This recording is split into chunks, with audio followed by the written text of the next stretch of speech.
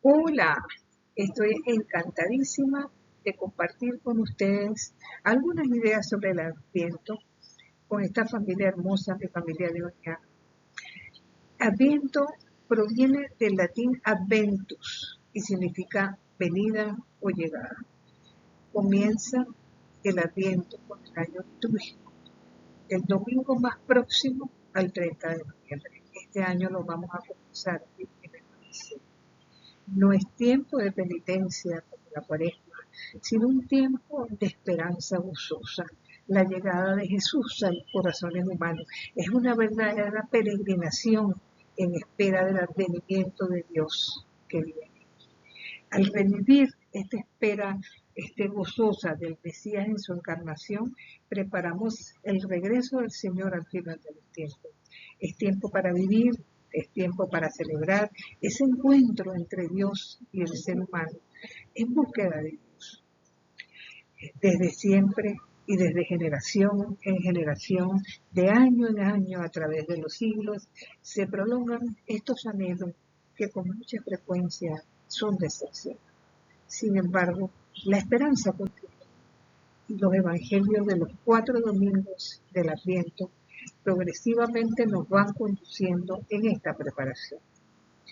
El primer domingo orienta hacia la venida del Señor al final de la historia. El segundo está centrado en la figura de Juan Bautista en un tiempo de espera, de paciencia.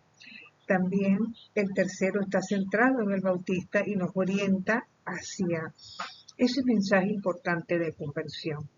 El cuarto domingo contempla el misterio de la encarnación de Nuestra Señora y el mensaje en una preparación profunda para el misterio de la Navidad. En la liturgia del Adviento podemos, por tanto, rescatar 4 personajes importantes: Isaías, Juan Bautista, María y José, que le ayudan a vivir ese tiempo con autenticidad. Son 4 los temas que se nos presentan a lo largo de esta semana. El primero es la vigilancia, en espera de la venida del Señor. Después la conversión, nota fundamental del mensaje de la Bautista. Después el testimonio, que nos convertimos en testimonio del paso siguiente.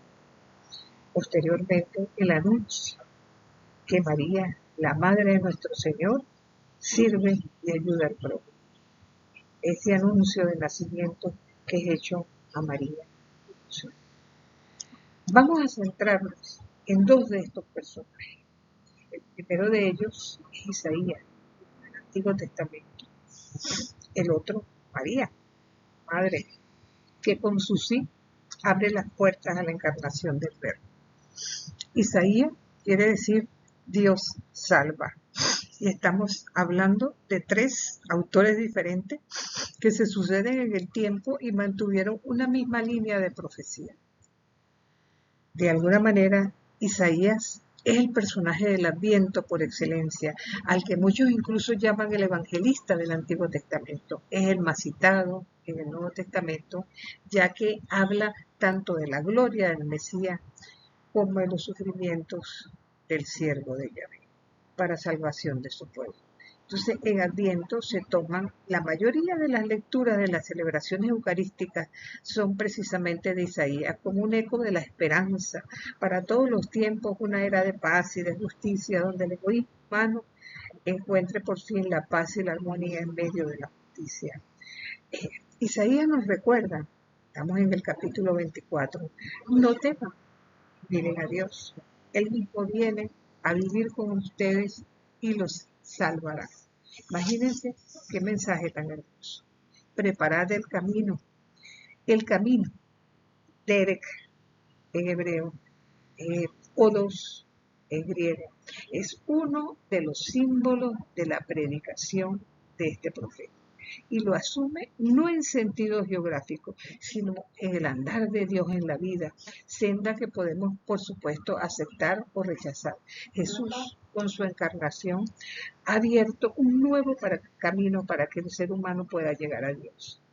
Sabemos que Isaías, el primer Isaías, vivió en una época de esplendor y prosperidad, pero muy frágil en el que el profeta se erige valerosamente y de forma muy valiente para hablar del pueblo, de la ruina que le espera por el alejamiento de la alianza. Y le invita a asumir compromisos y enderezar el camino. Un mensaje terrible que anuncia el despojo al que será sometida Judá y los cataclismos que se van a avecinar en el día del juicio. Pero no se conforma con ser un orador moralizante y se convierte también en el gran anunciador de la venida de Yahvé. En un doble sentido, habla del fin del mundo y de la parucía como una doble realidad que se entrega en un único acontecimiento. El reino de Judá va a pasar por la devastación, pero el nacimiento del Emmanuel, del Dios con nosotros, reconfortará a ese reino dividido por el cisma de sus tribus. Fue un visionario por excelencia, porque todo esto que estamos expresando acerca de los tiempos proféticos siguen siendo vigentes para nuestra época. El carácter liberador de ese niño cuyo nacimiento va a ser dramático los apunta Isaías 11 cuando habla del tronco de Yesé, símbolo del Adviento como representación de la genealogía humana y divina de Cristo basada en la profecía y que expresa de alguna u otra forma los misterios de la encarnación.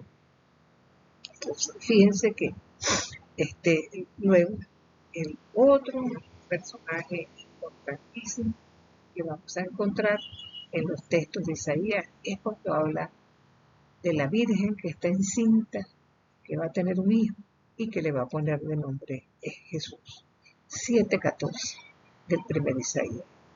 Generalmente se traduce la expresión por alma, que viene del hebreo, que significa mujer joven, más que virgen, una mujer joven en edad fértil, que no ha tenido hijo y que incluso puede ser una virgen soltera o una mujer que todavía no ha parido. De hecho, hay dos expresiones más en hebreo que se utilizan para significar lo mismo. Pétula, que es la mujer noble dispuesta al matrimonio, y Nahara, que es la mujer núbil que vive con sus padres, que era precisamente el caso de María. Es una expresión que aparece 9 veces en la Biblia hebrea. María, la llena de gracia. Con ella, excelsa hija de Sión, tras larga espera, se cumple la plenitud de los tiempos y se inaugura una nueva economía de la salvación. Cuando el Hijo de Dios anunció y asumió de ella la naturaleza humana para librar al ser humano del pecado. Y nos lo expresa la Lumen Gentium en el numeral 55. Mujer del Adviento, le llama el Papa Benedicto XVI, y la propone como modelo para el tiempo litúrgico. En las misas de Adviento, María está presente en los textos bíblicos y en las oraciones, acentuando el paralelismo Adán-Cristo y Eva-María, y su figura se vincula con el cumplimiento de las promesas y la llegada del tiempo esperado. María se convierte en el modelo que los cristianos debemos seguir para vivir el Adviento. Su fe, su silencio, su oración, su sí y la alabanza y disponibilidad. No es en vano, fíjense que las celebraciones de la Guadalupe y de la Inmaculada sean precisamente en este mes de diciembre, durante el Adviento, subrayando esa larga espera mesiánica y recuerda profecías y símbolos del Antiguo Testamento. Por eso María es la primera creyente del Nuevo Testamento. Es capaz de decir, he aquí la esclava del Señor, hágase en mí según tu palabra. De alguna manera, tenemos que recordar en María, Génesis 3:14, donde aparece por primera vez en la Biblia la palabra maldición. Maldición entendida como símbolo de todo aquello que puede arruinar al ser humano. Es necesario tener conciencia de ello en nuestro punto, porque esta palabra y las acciones que derivan de ella siguen repitiéndose. En la Virgen María, gracias a su consentimiento, vamos a encontrar ese resplandor de esa luz tan grande. Es la hija de Sión. Palabra que está inspirada en la ciudad santa, pero que de alguna manera emula a esa mujer maravillosa que nos abrió la puerta de la salvación. La figura de María es la nueva arca de la alianza. Recordemos que el arca aparece por primera vez en el libro del Éxodo 40:35. Durante los 40 años que el pueblo, guiado por Moisés, deambuló por el desierto. Y tras recibir los 10 mandamientos, pide que le levanten un santuario, ¿verdad?, en el que pueda habitar el tabernáculo. El arca y el tabernáculo eran el lugar en el que la nube de gloria se posaba y descendía sobre ellos. Esta nube no era solamente un signo visible de la presencia. En el Nuevo Testamento descubrimos a la Madre de Jesús unida a esa nube de gloria y el arca por la anunciación que predice el regreso de la nube de gloria de Dios tanto tiempo ausente.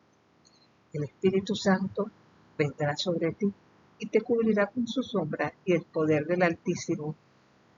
Por eso, el que ha de nacer será santo y será llamado Hijo de Dios, estableciendo un paralelismo importantísimo entre el descenso de la nube de gloria sobre el tabernáculo y el descenso del Espíritu Santo sobre el vientre, convirtiéndose en esa morada especial de la gloria de Dios.